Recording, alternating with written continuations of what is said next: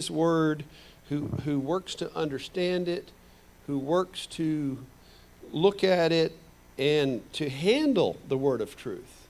So truth can also be used in that way, that truth could be used as something that is religious, and we'll get into that in a little bit. But there's some of that going in there. Somewhere in all this, I ran into something that Joe Biden said was, "We believe in truth over facts." And that stuck with me because I was like, you kind of, what? Because in our world, fact, looked up the facts part too. Fact has things to do with reality, actuality, certainty, factuality, certitude, truth, naked truth, verity. Remember I said veritas, girl's name Verity, and gospel. So they're very similar. You can't say they're exactly the same, I don't think, but you kind of can. I mean, if truth is a target and you hit that target every time, then that's a fact. But then facts are things like, like the laws that we have that concern phenomena in our world. Distance equals rate times time. You think you're going to beat that. Distance equal rate times time is going to happen. That's a fact. It's an equation and it works. Now, if somebody sometime comes up with a Star Trek Enterprise teleporter, then we don't have to worry about that. But for now, distance equals rate times time. And my family was in Germany, and we were heading back home. My son was staying, and he was worried because he said, "Dad, there's only one stop on this train. But if you miss it, there's no other train for the rest of the day. And you have to make that connection." He said, and he's done it before, he said, but it's very simple. He said, there's a platform, and there's one train going this way and one train going that way. And he said, and you have to get on that train. So, we don't have him around now as our tour guide. Yes, the three of us could handle the language. We would have been fine. I'm not saying that I'm fluent, but with everybody together, we would have been okay. I've got survival German. I wouldn't starve in Germany. I'd probably learn a lot better German, but so would but Abby and Cheryl are both really good. I had no problems. We weren't worried about the language. But we're in the train, and we get about halfway on this thing that knowing we got to get there at a certain time, and our train stops. So your anxiety level starts going toot, toot, toot, toot, toot, toot, toot. And the conductor gets on the line. He said, "We had to get over so this other train could use our track." He said, "But I think I can keep you on time." And you're like, okay. Well, what I can tell you is that when we got to that station, I'll tell you, when he took off after that, it was a fast train ride. We put some speed into that. I don't think it was maximum speed. I don't think it was dangerous, nothing like that. But he kind of put the accelerator on this train, and we literally pulled into the station as this other train was pulling in. And the people working for the train, the conductors and all those people, we had this one lady with a walker, and they helped her get her bags across, and we got on the train and we took off. Now, I know what's happening in that, what do you call the engine, the front part, whatever that, I know what's going on because those guys are sitting there with that equation going distance equals rate times time. We got to get there by then. How fast do we have to go? What does have to be our average speed?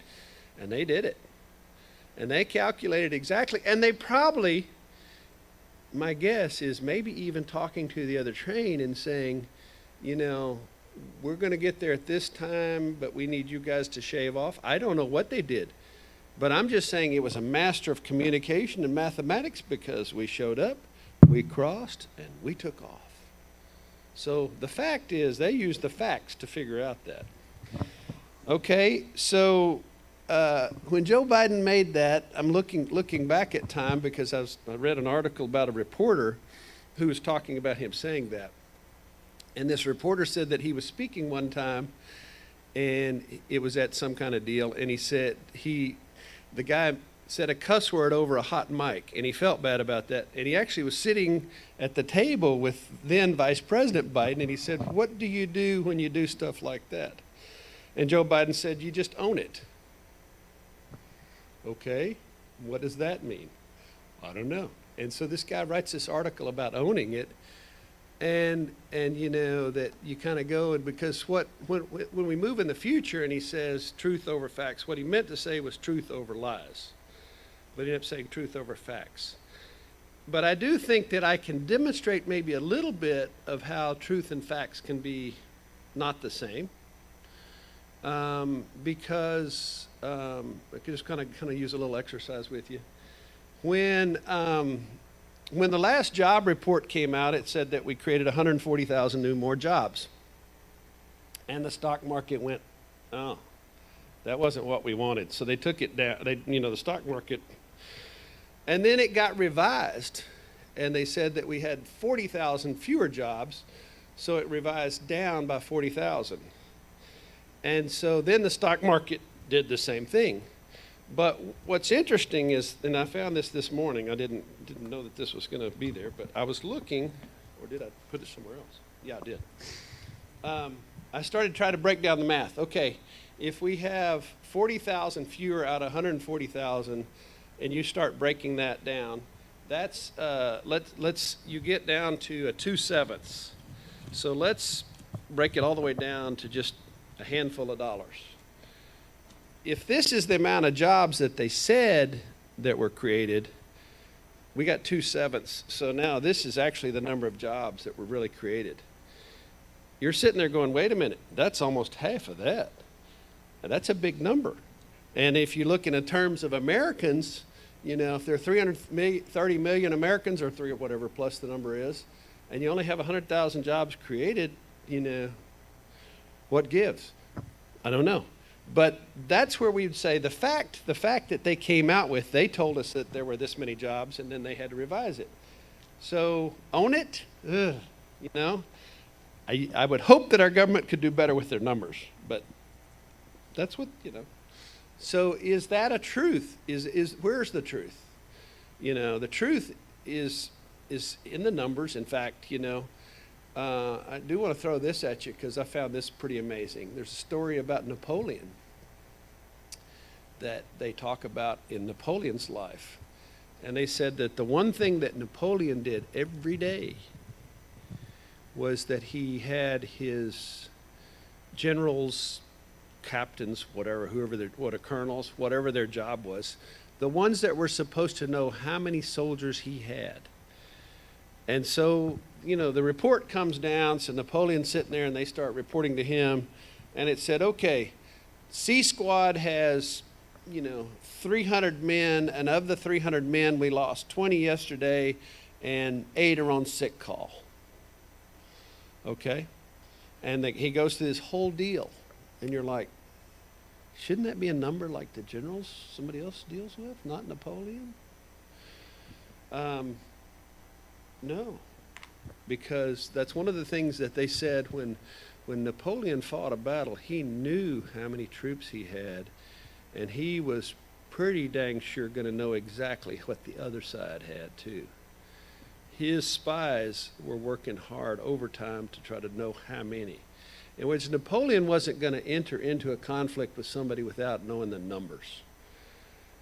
And that's what made him, I think many would say historically, an incredible tactician. To the point that Napoleon held all those people responsible, and like deserters, that he held desertion responsible, the people up the line. And so if somebody deserted, that was a big deal. That to him, that was different than being sick or injured. Desertion was not tolerated. And today, to this day, you see on uniforms a tribute to Napoleon. Maybe that's not the way we look at it. It looks cool on uniforms, but there is a tribute to Napoleon on especially some of the more fancy uniforms. Have you ever seen the uniforms where they have a rope, kind of like a cord hanging around here? That was started by Napoleon's generals. And the reason that they wore that is because they were saying basically, there was a statement they would make, is that I support Napoleon 100%. And if you think I'm a deserter or whatever, you want to hang me, he said, here's the rope to do it. So they wore the rope to say, we're totally in. And that was a symbol, but here I am. So Napoleon, facts, truth, he knew the numbers. And he was pretty clear about making sure he did know those numbers. Truth, Ephesians 6:4. Here's another one that you could, if I asked you this, if I said put on the full armor of God, would you say it's part of the full armor of God? Anybody have a guess what the full armor of God is with truth? Because I couldn't have told you this either. Didn't know it was in Corinthians 13. Love is patient. It's in there. Ephesians 6:4, I'm going to break it down, not the whole thing, whatever. It says, stand therefore, having girded your loins with truth, and having put on the breastplate of righteousness. So in other words, the belt, kind of, or the buckle or something. But that truth is here. Truth is your core. We were talking about football earlier. Everybody knows they can't move anywhere without this center. That's what you watch. Well, stand therefore, girding your loins with truth. Ephesians 1:13-14. In him you also who have heard the word of truth. The word of truth. The gospel of your salvation. So what's the word of truth to us? You've heard the word of truth. You've heard the gospel of your salvation and have believed in, not that, not us, but in him. We're sealed with the promised Holy Spirit. So, they're talking with this. It's kind of cool because they're getting into the whole Pentecostal thing by talking about sealed and Holy Spirit and promised, and which is the guarantee of our inheritance until we acquire possession of it, to the praise of his glory. Here is one statement that we have that I think is pretty critical for truth. John 1:14. And now we're getting into a section, because I'm getting into John, and let's face it, John is a deep thinker. John is a philosopher. John is into logic. John is a lot of stuff you read in John. You sit there, I don't really understand that. That's okay. There's a lot of people who also don't understand John. And even people who say they understand John may not fully understand John. I loved this comment that was in a movie yesterday. If you don't understand me, you're not me. That was Miles Davis, a famous jazz musician. He said, but basically, if because he'd say things in like, if you don't understand, it's not because you're not me. So, but John 1:14, and the Word became flesh and dwelt among us, full of grace and truth. Ooh, there's that word again. And we have beheld his glory, glory as of the only Son from the Father. Now, back to John. John is dealing with some Greek thought from way back that for them, perfection has to do with some things. And so that there is, for example, one Kleenex box that is the model, the perfect model. This is obviously not it. It's kind of beat up and looks bad. But there is a perfection in their minds. There has to be. That there will be a standard, a perfection. And so that when they get into these things, this concept, word is kind of one of those concepts that has to do with that. There's a chair that has chairness, and it's a perfect chair. And I know they had more time on their hands than I guess I do, because they'd sit around and deal with this kind of stuff. But when they said the Word became flesh, what they're really saying is perfection in whatever this is. Perfection became flesh and dwelt among us. Full of grace, not partial grace, but full of grace and full of truth. We have beheld his glory, glory as of the only Son from the Father. He's also saying kind of the thing that he is and there's a term for this, and I'm blanking on it right now. He's the touchstone. You know, that he is the model. He is it. You know, it's something that's not just, he's talking about these Greeks, and he's talking, you know, this word and this theory. He's saying Jesus actually is. He said he is something that we can actually, it's embodied. He is grace and truth embodied. We can touch him. He is. So, moving forward a little bit, John 1:17 says, "For the law was given through Moses. Grace and truth came through Jesus Christ." So we talked about, you know, one of the 10 commandments, tell the truth, don't lie against your neighbor. Well, the law was given through Moses, all these things, but grace and truth, the reality's in this person. So he's adding that. And then later, John 4:24 says, "God is spirit, and those who worship him must worship in spirit and truth." So he's taking it to a higher standard. He's there. Now, John 14:6, Jesus said this. Jesus is talking to somebody, and he says, "I am the way and the truth and the life. No one comes to the Father but by me." And we talked about, in Psalms, they're talking about truth being the destination of the path. He now says, I am the path. I am the goal. I am the life. No one comes to the Father but by me.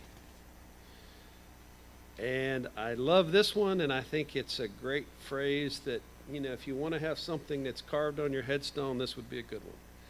"And you will know the truth, and the truth will make you free." In other words, all these people are going to say all these things, and then you're going to kind of make it complicated, and they want to say you got to follow these rules. You got to, no. You know the truth, and truth's going to set you free. Jesus Christ is the truth, and that's it. James 1:18, and go back to, he's still referring to Jesus, but he's now removed to James. "Of his own will he brought us forth by the word of truth, that we should be a kind of first fruits of his creatures." In other words, it's kind of like when they said created in, this is a way of just saying created in his own image. You know, we are created in his own image by the word of truth, that we should be a kind of first fruits of his creatures. And now we're getting to some things further with John 16:13. "When the Spirit of truth comes, he will guide you into all the truth. For he will not speak on his own authority, but whatever he hears, he will speak. And he will declare to you the things that are to come." So that's still kind of into this high thought process, but still, he's saying when the Spirit of truth comes. Who's the Spirit of truth? Jesus Christ. When he comes, he's going to guide you down these paths to this goal. For he will not speak of his own authority. In other words, you're not going to hear Jesus say things like, "I think." It's going to be more like, "I know." Right? You can talk all day about what you think, but what do you know? And there's a, you know, when you start talking to human beings, we use words like "I believe,"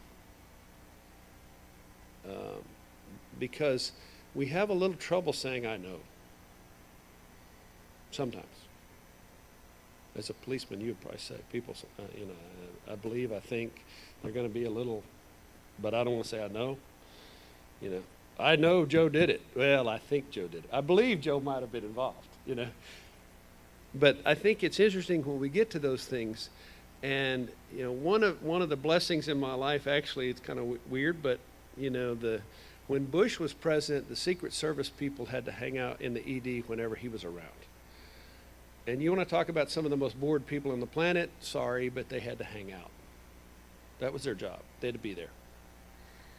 And so, you know, they were stationed there, and they had to sit there with their radios and be ready in case something happened. They'd come in and check the place, do their jobs. You know, they'd make patrols, but still, they're there all night long, all day. I'd see them at night and come back the next day. They're still, you know, the new person or whatever, but I got to meet a couple of them. But one of the things that I thought, using these things of what do you think, what do you know? that they loved, because they're participants who sit there and watch and, see history unfolding, because they're sometimes part of the presidential detail. They're not, they don't say anything the whole time. They got their earbuds and they. But they said that when Bush would have, this is the younger one, when he had business meetings, meetings with people, they said it was incredible, because he would come to these people, Colin Powell and, all these guys, and he'd say, "What do you know?" And they'd start saying stuff, and sometimes they'd say, "Well, I think I believe." You go, "No. What do you know? What are the facts? What are the things that we know?" And then, because if anybody went off on that, he would stop them right there and say, no, you're saying what you think. I need facts. We talked about Napoleon would say, "What's the facts? How many do I have?" Not, I think we can muster 506 more troops. No. What do you know? They said that Bush would do that, and then he would think a little bit, and then he would look in the room, and sometimes he'd say, "Well, what do you think, Colin? What do you think? What do you think? Based on these numbers and these facts you've given me." But the other thing he said was amazing, is that if the meeting was 15 minutes, it was going to be 15 minutes. They were done. But I think it's fascinating, because how many times do people talk to us with, "I think, I believe, I know"? Jesus Christ was those people of, "I know." And that's got to be quite unsettling for all of us to meet somebody like that. It'd be awesome at the same time. But, he's going to tell it like it is. And here's another one that I love, this it's a short verse, but says, "Sanctify them in the truth, thy word is truth." John 17:17. So sanctified is, you could be sanctified, but I think we need to look more as sanctify. I think we need to be looking at it more as a verb than as a noun. Just like truth can be a destination, sanctity, being right and holy with God, is a process. We are not sanctified by anything we do. We're sanctified by God. And we will be sanctified when God sanctifies us. So sanctification, I like that word too, because that's a process. It says, sanctification is this time frame of, and I think there's I didn't go on sanctify. They just hit me now. But we have been sanctified. We're being sanctified. We will be sanctified. People say it that way too. It's a destination. It's not, and we're only sanctified through Jesus Christ. But he says, "Sanctify them in the truth, and the word is truth." Okay. John 8:31 through 32.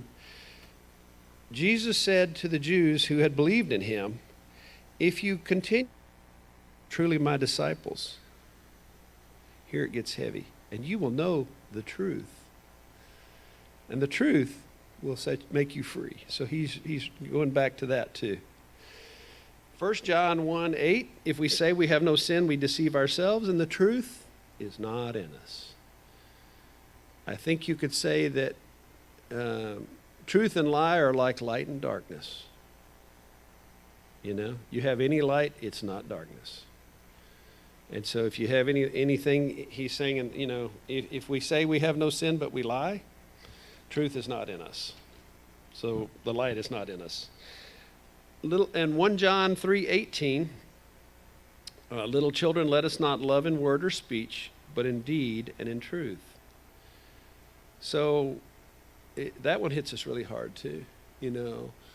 It's not what you say and it's not what you think, it's what you do and what you really are. And so that's where I think that's the truth. We should. And he's talking to little children, but he's also talking to us little children. "Let us not love in word or speech, but in deed and in truth." And then 1 John 4:6 says, "We are of God. Whoever knows God listens to us, and he who is not of God does not listen to us. By this we know the spirit of truth and the spirit of error."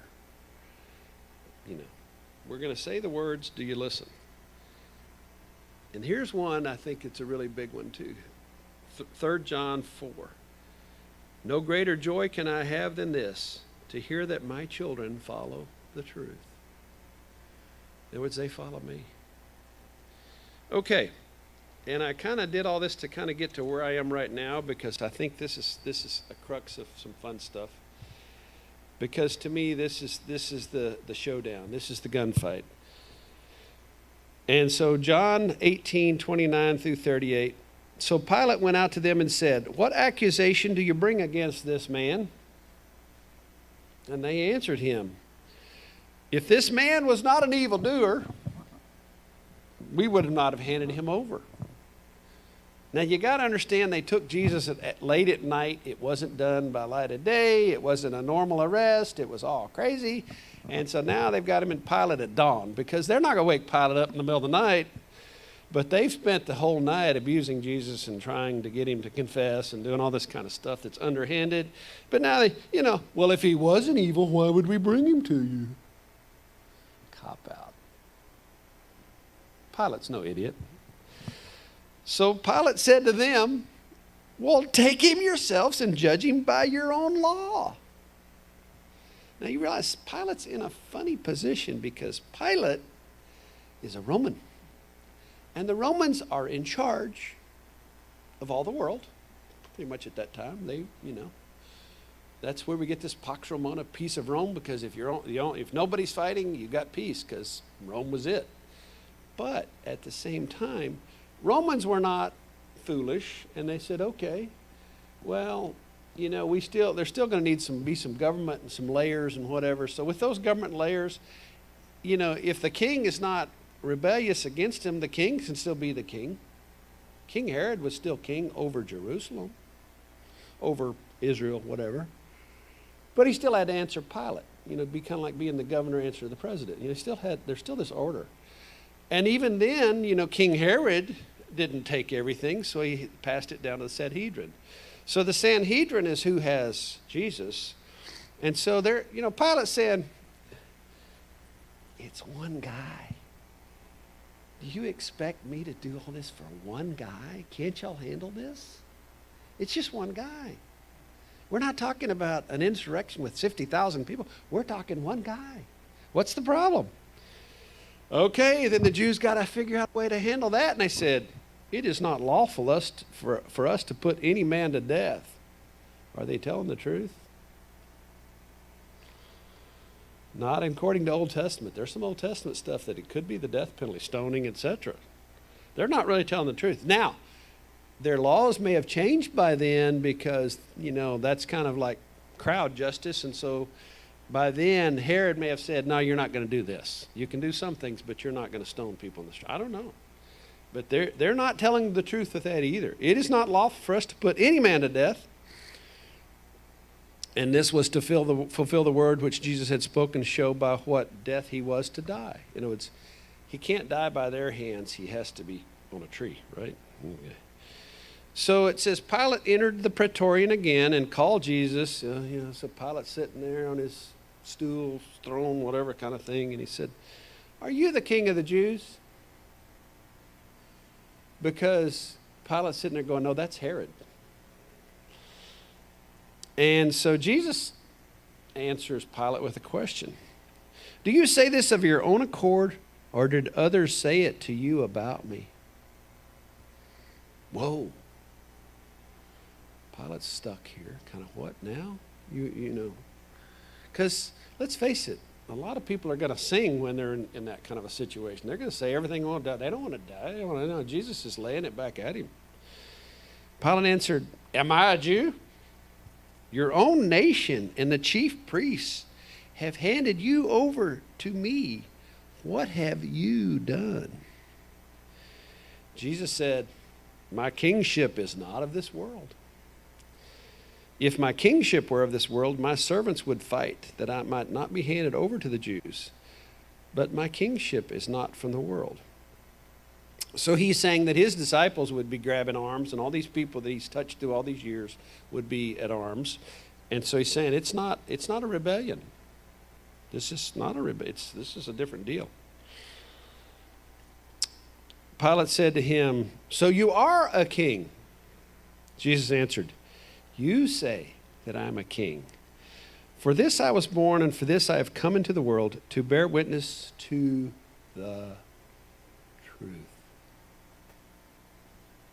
To bear witness to the truth.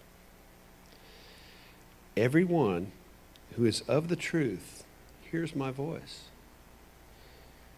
So then Pilate says a statement that I think that, we're still digging with this.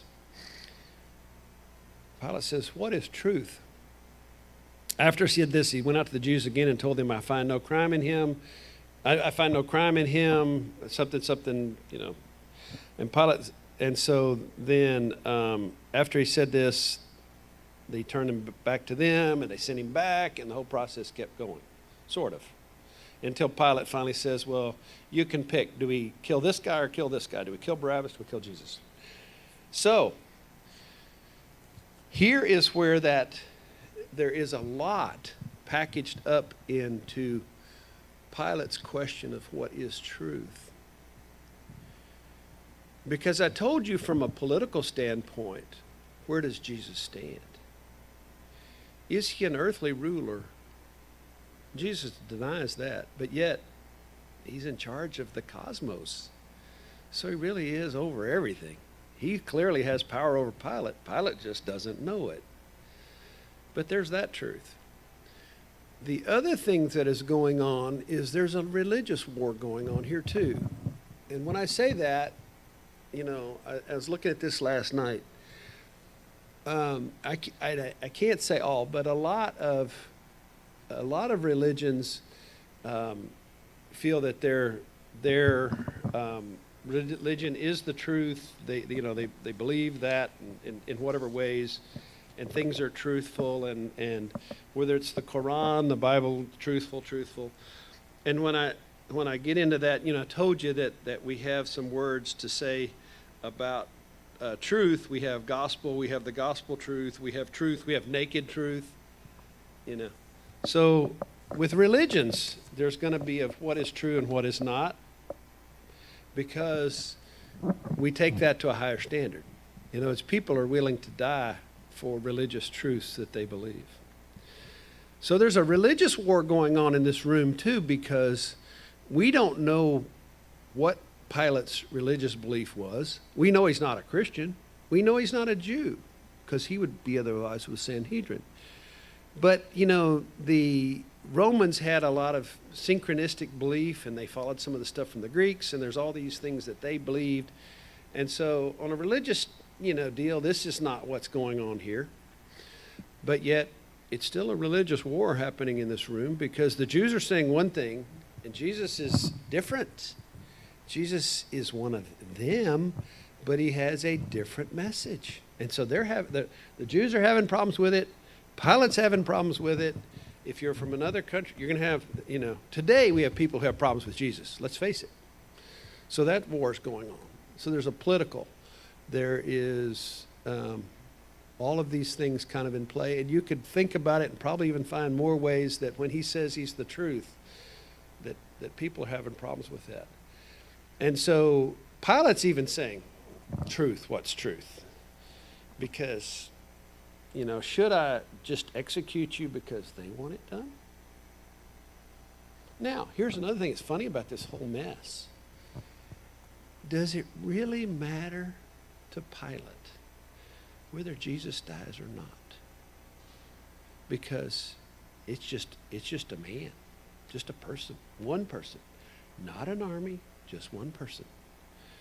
And so he's like, it'd be kind of like dealing with somebody that, for Pilate, he probably thinks this guy's like crazy or whatever, but then he's confronted by this whole truth thing. He has to say, you're a threat to those people.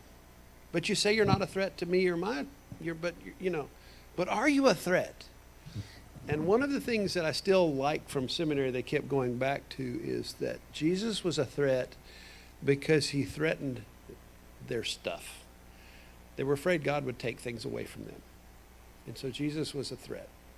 He's changing the way our world looks. He is taking this and he's fulfilling it. And what we have, as they say, that they would choke on a gnat and swallow a camel.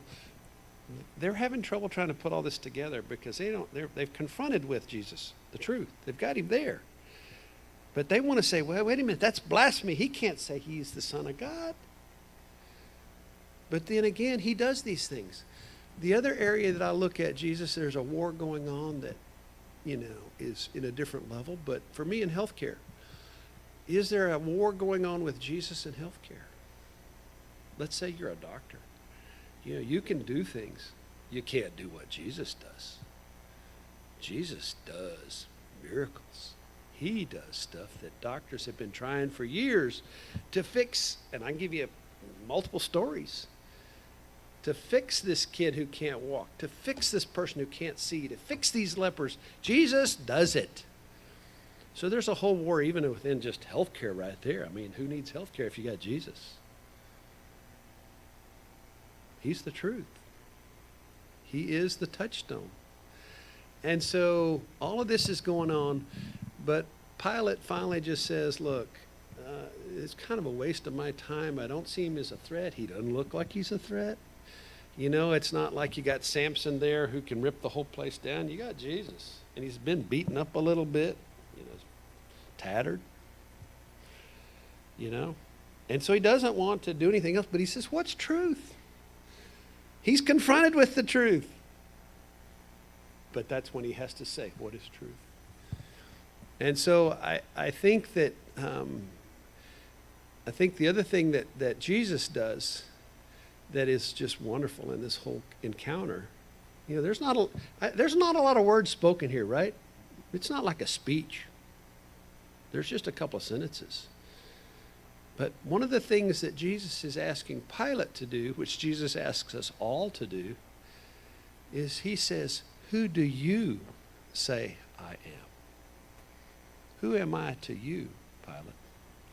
The other thing you remember, if I'm not correct, and I didn't read back through this, and it just came to me, didn't Pilate's wife also had a dream about you? Yeah. So Pilate's a little bit worried even about the religious side. Wait a minute, something supernatural's happening here. My wife has already dreamed about this. She's told me about it. Here it is. What am I supposed to do? Here I am. She dreamed it. How did she dream it? It would be interesting, too, if she could even kind of describe Jesus for him. If her dream, because you can talk about dreams, well, he's about this tall and he had a beard and but she may have even had some stuff like, he just had this aura about him. He's just something impressive. And, and never met him. But it's kind of like she met Jesus in her dream. And so you kind of think that's kind of interesting, too, because what's Pilate dealing with that? Pilate is so conflicted. He doesn't want to put this guy to death. He doesn't think he's a threat. He doesn't really care. He just wants peace in his country because that's his job. If there's not peace, I'll just start lopping heads off, and we'll get some peace around here. Trust me. It doesn't matter. We're going to get some peace here. Like I said, the Sanhedrin didn't bring Jesus to him in the middle of the night and say, hey, you got to do something about this guy. Oh, no. They went all night, couldn't do anything. They're ripping their own clothes, and they're getting mad about Jesus, and yet they take him to Pilate. You got to do something. Well, what's he guilty of? Oh, if he's not guilty, wouldn't have brought him to you. If that's not a lie, not truth, I don't know what is. So anyway, I guess my point to you is that, he's the touchstone. Paragon, I think, is the term, right? Or something. He is the thing that we can actually see and touch, and Jesus is it, and he's proven it, and he is the truth. And so when you hear people talk about truth, you get to think about what is truth. And I think, though, that when I hear that, for me, a lot of times all these verses start flooding back into my head, and I'm like, what is truth? But Pilate, in the whole mess with Pilate, too, you notice he ceremoniously washes his hands and saying, I got to have peace here. They want this guy dead. They choose him over Barabbas. He's, as far as I can tell, he's an he's an innocent guy, but I got to have peace in my country. Okay, wash my hands. I'm done. Anyway, thoughts, questions? Who wants to close us in prayer? Nobody. I'll do it. Heavenly Father, we thank you that you sent Jesus to come to us, and the truth was made flesh and dwelt among us, and that we can see eyes far beyond what Pilate could see. We can see that Jesus is the truth, and in them there is no lie, there is no darkness, there is no evil. He is pure. He is truth, and that we need to approach him in truth, in our speech, in our world, in our actions. And we just thank you that you gave us this model that we can follow, but it's beyond a model. It's a real symbol. It's a real thing. It's a human being that was God in flesh, and that we strive to be more like him. All these things I pray in Jesus' name. Amen.